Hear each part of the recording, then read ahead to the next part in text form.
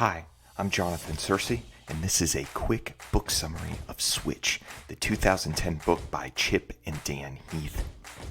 It was the follow-up to their bestseller, Made to Stick, and the book's subtitle gives away its purpose: how to change things when change is hard. I'm a teacher. Specifically, I teach college students how to read and write more effectively. So what is the change I seek to make? Taking a cohort of students who can't write well and helping them each become effective written communicators. I want my classroom to be a place where students change their relationship to writing. Well, when I see what looks like resistance or laziness in a classroom full of what look like poor writers, my inclination is to think that such a change would require the act of a teaching superhero. But Chip and Dan Heath drill down on each of those misconceptions to help provide a roadmap for change.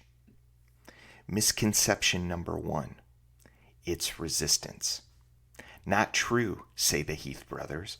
What looks like resistance is usually a lack of clarity. People aren't overtly rebelling. It's that too often they don't have clear directions. A psychological study done on a college campus illustrates the point. A survey to college students identified ones who were more or less likely to give to charity. Those students then received a generic letter asking for donations. The more generous students complied, but not in overwhelming numbers, and the ungenerous students didn't give any charity at all. But then a more explicit, direction-filled letter with concrete steps elicited a huge giving from the saints on campus and actually from some of the jerks too. Which is to say, you're better off giving a jerk a roadmap than giving a saint a generic direction. Misconception number 2, it's laziness. Not true, say the Heath brothers. What looks like laziness is actually exhaustion. When we discuss the ability of our rational will to overcome our immediate emotional desires, we're discussing a finite resource. We only have a certain amount of self-control each day.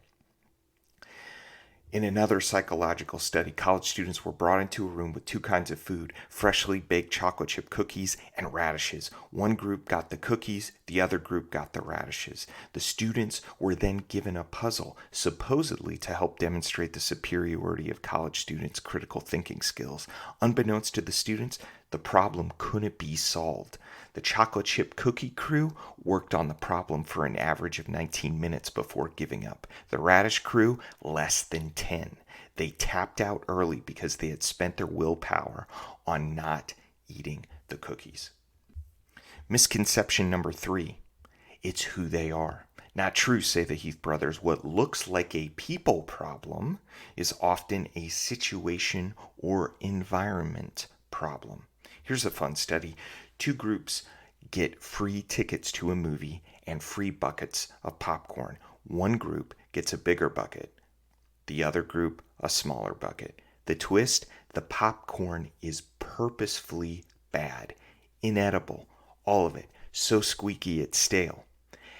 After the movie, the scientists weigh the buckets and find when people get a bigger bucket, they eat more popcorn. And that's the takeaway. The bigger bucket alone explains why consumers eat more. If you give them a smaller bucket, they'll eat less. You change the situation, you change their behavior. The Heath brothers deploy a 3-pronged metaphor from psychologist Jonathan Haidt throughout the book. The writer, our rational mind; on top of an elephant, our emotional mind; on a path, the environment or situation we find ourselves in. Their mantra: direct the rider, motivate the elephant, shape the path. So what does that mean for the change I want to make? When I direct the rider, I can't simply say I want to improve student writing, because that doesn't have any clarity. What do I want to improve? I say that students will master sentences that are short, less than 15 words, and simple, that basically follow a subject, verb, object structure. The logic here is that the most readable prose, according to the Fleisch-Kincaid readability scale, maxes out at 15 words a sentence. And if I introduce this restrictor plate to my students' writing, I will head off unwieldy sentences and prompt better discussions about their sequence of thought. How do I motivate the elephant? Question: how can I expect students to practice writing well if I don't give chunks of class time over to it? If the only time students try to practice what they've learned in class is outside of class, there's not going to be much emotional resistance when they get tired. And they will get tired. So the change has to start in class. My commitment is that at least half of my class time this coming semester will be given over to student writing. They can get real-time feedback and encouragement. Finally, how do I shape the path? Maybe the problem with my students' writing has as much to do with the prompts I'm giving them as it does with their ability to write.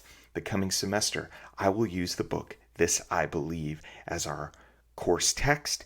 My essay prompts will build on each other in a logical sequence.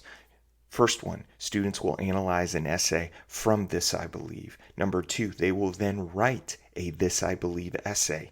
Number 3, they will do a deep dive report with research on the essay topic that shows they can accurately support their beliefs and summarize the beliefs of those who disagree with them. And number 4, they'll then write a final This I Believe essay that deals specifically with their education. As you can see, Switch has provoked me to rethink the way I'm structuring my class so I can see a big change with some small adjustments. If you found the book Made to Stick compelling, I think you'll find this one worth reading too.